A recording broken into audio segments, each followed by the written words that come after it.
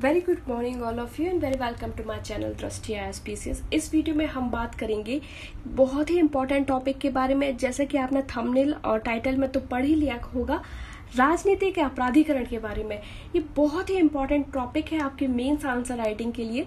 तो चलिए स्टार्ट करते हैं। देखिए, राजनीति का अपराधीकरण अपराधियों का चुनाव प्रक्रिया में भाग लेना हमारे निर्वाचन व्यवस्था का एक नाजुक अंग बन गया है। हाल ही में जारी आंकड़ों के अनुसार 46%, ये बहुत ही बड़ा आंकड़ा है।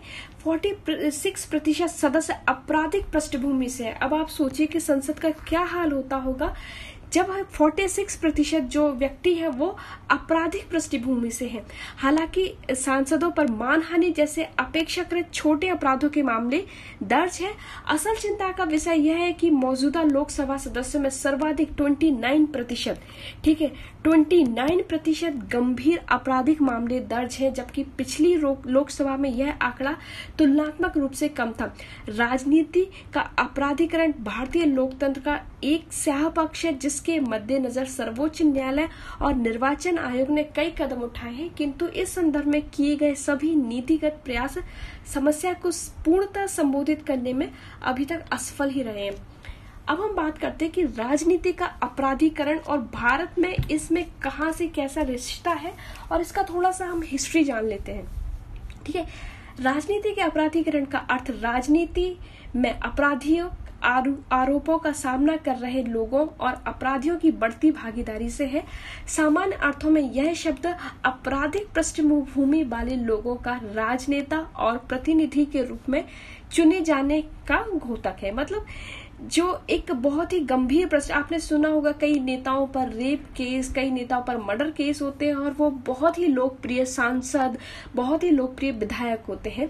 तो यही है राजनीति का अपराधीकरण। ठीक है, 1993 में बोहरा समिति की रिपोर्ट और 2002 में संविधान के कामकाज की समीक्षा करने के लिए राष्ट्रीय आयोग NCRWC, ठीक है, NCRWC की रिपोर्ट ने पुष्टि की कि भारतीय राजनीति में गंभीर आपराधिक पृष्ठभूमि वाले व्यक्तियों की संख्या लगातार बढ़ रही है। वर्तमान में ऐसी स्थिति बन गई कि राजनीतिक दलों के मध्य इस बात की प्रतिस्पर्धा है कि दल में कितने उम्मीदवार आपराधिक पृष्ठभूमि के हैं, क्योंकि इससे उनके चुनाव जीतने की संभावना बढ़ जाती है। अब ये मानसिकता किसने पैदा की? ये मानसिकता कहीं ना कहीं जनता द्वारा पैदा की हुई होगी।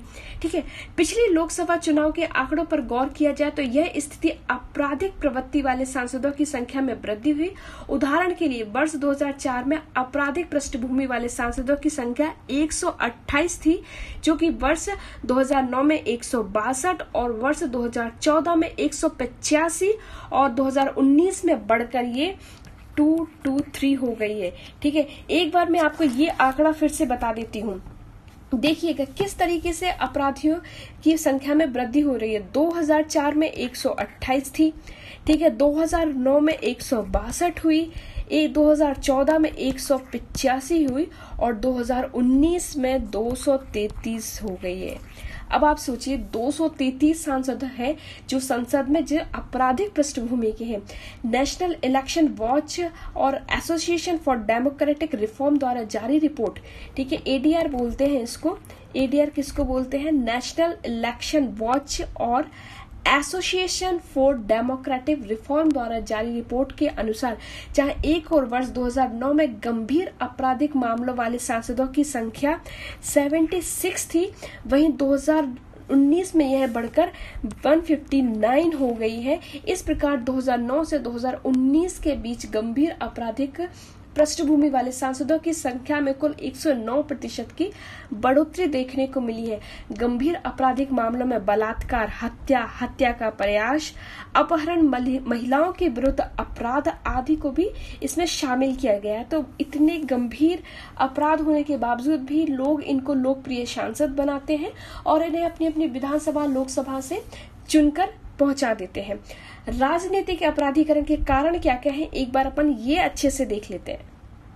ठीक है, तो देखिए राजनीति के अपराधीकरण के कारण है, सबसे पहला जो सबसे मेन कारण है कि अपराधियों का पैसा और बाहुबल राजनीतिक दलों को वोट हासिल करने में मदद करता है। चूंकि भारत की चुनावी राजनीति अधिकांशतः जाति और धर्म जैसे कारकों पर निर्भर करती है, इसलिए उम्मीदवार आपराधिक आरोपों की स्थिति में भी चुनाव जीत जाते हैं।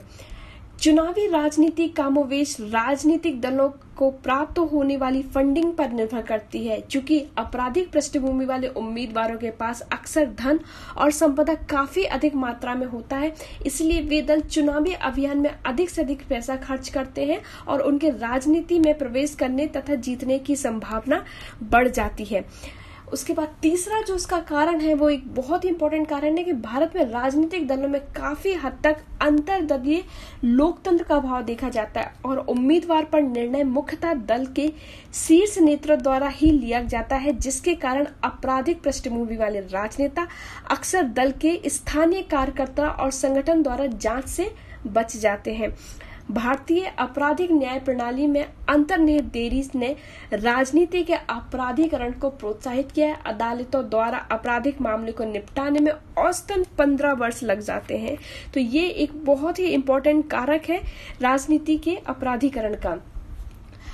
और उसके बाद देखते हैं कि first part the post FPTP निर्वाचन प्रणाली में सभी उम्मीदवारों में सबसे अधिक मत प्राप्त करने वाला उम्मीदवार विजयी होता है, चाहे विजयी उम्मीदवार को कितना भी कम या अधिक मतों को क्यों ना प्राप्त हुआ। इस प्रकार की प्रणाली में अपराधियों के लिए अपने धन और बाहुबल का उपयोग कर अधिक से अधिक मत हासिल करने में काफी आसानी होती है। उसके बाद है निर्वाचन आयोग की कार्यप्रणाली में मौजूदा खामियां भी राजनीति के अपराधीकरण का प्रमुख कारण है।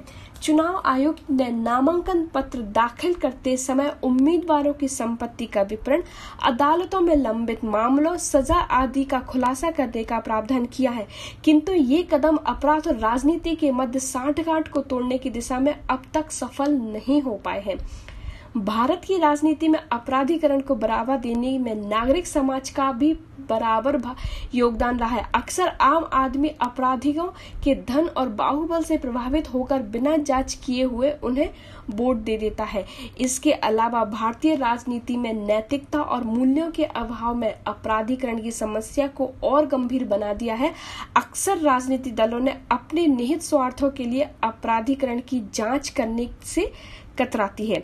उसके बाद हम देखते हैं कि राजनीति के अपराधीकरण का क्या प्रभाव हो सकता है, तो इसके प्रभाव बहुत इंपॉर्टेंट है। देखिए, देश की राजनीति और कानून के निर्माण प्रक्रिया में आपराधिक पृष्ठभूमि वाले लोगों की उपस्थिति का लोकतंत्र की गुणवत्ता पर नकारात्मक प्रभाव पड़ता है। राजनीति के अपराधीकरण के कारण चुनावी प्रक्रिया के में काले धन का प्रयोग काफी अधिक बढ़ जाता है। राजनीति के अपराधीकरण का देश की न्यायिक प्रक्रिया पर भी प्रभाव देखने को मिलता है। अपराधियों के विरुद्ध जांच की प्रक्रिया यहाँ पर धीमी हो जाती है। राजनीति में प्रवेश करने वाले अपराधी सार्वजनिक जीवन स्तर में भ्रष्टाचार को बढ़ावा देते हैं और नौकरशाहों, कार्यपालिका, विधायिका तथा न्यायपालिका सहित अन्य संस्थाओं पर भी प्रतिकूल प्रभाव डालते हैं। राजनीति का अपराधीकरण समाज में हिंसा की संस्कृति को प्रोत्साहित करता और भावी जनप्रतिनिधियों के लिए एक गलत उदाहरण प्रस्तुत करता है। सर्वोच्च न्यायालय की भूमिका इसमें देखें कि सर्वोच्च न्यायालय की इसमें क्या भूमिका रही है, तो वर्ष 2002 में सर्वोच्च न्यायालय ने भारत सरकार बनाम एसोसिएशन फॉर डेमोक्रेटिक रिफॉर्म बाद में ऐतिहासिक फैसला सुनाते हुए कहा था कि संसद, राज्य विधानसभा या नगर निगम के चुनाव लड़ने वाले प्रत्येक उम्मीदवार को अपनी आपराधिक, वित्तीय और शैक्षणिक पृष्ठभूमि की घोषणा करनी होगी। वेरी मोस्ट इम्पोर्टेंट, उन्होंने क्या क्या क्या दिया था, फैसला दिया था कि संसद, राज्य विधानसभा और नगर निगम के चुनाव लड़ने वाले प्रत्येक उम्मीदवार को अपनी आपराधिक, वित्तीय और शैक्षणिक पृष्ठभूमि की घोषणा करनी होगी। 2005 में रमेश दलाल बनाम भारत सरकार बाद में सर्वोच्च न्यायालय ने कहा था कि संसद या भी संसद का सदस्य, सांसद या राज्य विधानमंडल के सदस्य, विधायक को दोषी ठहराए जाने पर चुनाव लड़ने से अयोग्य ठहराए जाने और उसे अदालत द्वारा 2 वर्ष से कम कारावास की सजा नहीं दी जाए। ये भी एक बहुत ही इम्पोर्टेंट है।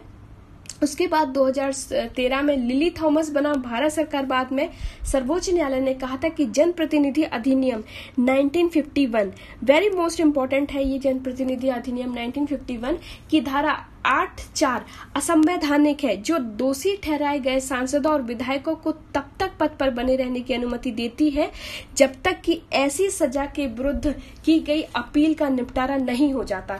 तो उन्होंने क्या कहा कि जनप्रतिनिधि अधिनियम 1951 की धारा 8 को असंवैधानिक घोषित कर दिया। ये भी बहुत इंपॉर्टेंट है। अब हम बात करते हैं क्या कहता है जनप्रतिनिधि अधिनियम। तो जनप्रतिनिधि अधिनियम बहुत इंपॉर्टेंट है आपके पॉलिटी सेक्शन से भी। तो जनप्रतिनिधि अधिनियम 1951 की धारा 8 दोषी राजनेताओं को चुनाव लड़ने से रोकती है, लेकिन ऐसे नेता जिन पर केवल मुकदमा चल रहा है वे चुनाव लड़ने के लिए स्वतंत्र है। इस बात से कोई फर्क नहीं पड़ता है कि आरोप कितना गंभीर है।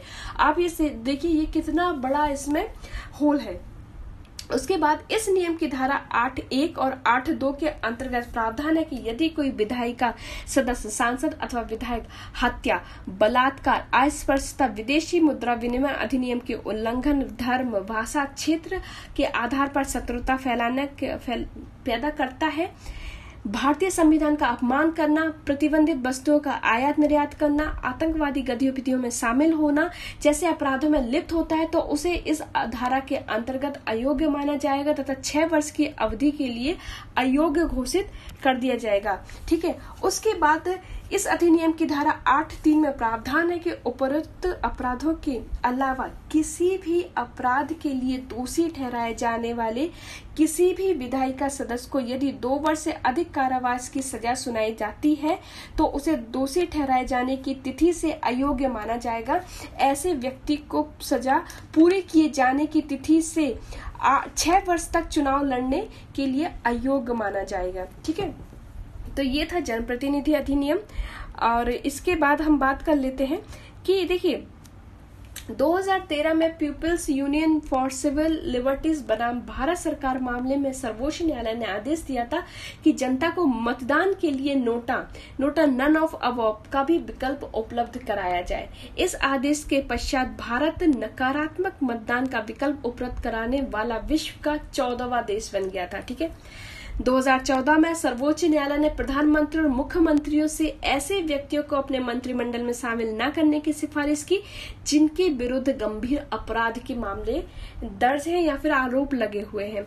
2017 में सर्वोच्च न्यायालय ने जनप्रतिनिधियों के खिलाफ मामलों के त्वरित निस्तारण हेतु विशेष अदालतों के गठन का आदेश दिया था। विशेष न्यायालय एक ऐसी अदालत है जो कानून के किसी विशेष क्षेत्र से संबंधित होती है। उसके बाद इसमें आगे की राह देखिए आवश्यक है राजनीति में अपराधियों की बढ़ती संख्या पर रोक लगाने के लिए कानूनी ढांचे को मजबूत किया जाए।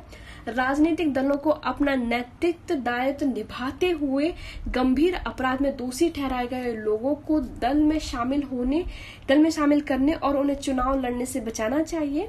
इसके अलावा आम जनता के मध्य जागरूकता फैलाए जाने की भी आवश्यकता है ताकि जनता आपराधिक पृष्ठभूमि वाले प्रत्याशियों को चुनकर ना भेजे। तो इसमें क्वेश्चन कैसा बन सकता है? इसमें क्वेश्चन ये बन सकता है कि भारत में राजनीति के अपराधीकरण और उसके कारणों पर चर्चा कीजिए। इस संदर्भ में सर्वोच्च न्यायालय की भूमिका का उल्लेख कीजिए। तो इस वीडियो में इतना ही। मिलते हैं नेक्स्ट वीडियो में। Till then thank you and thanks for watching and stay connected. Thank you.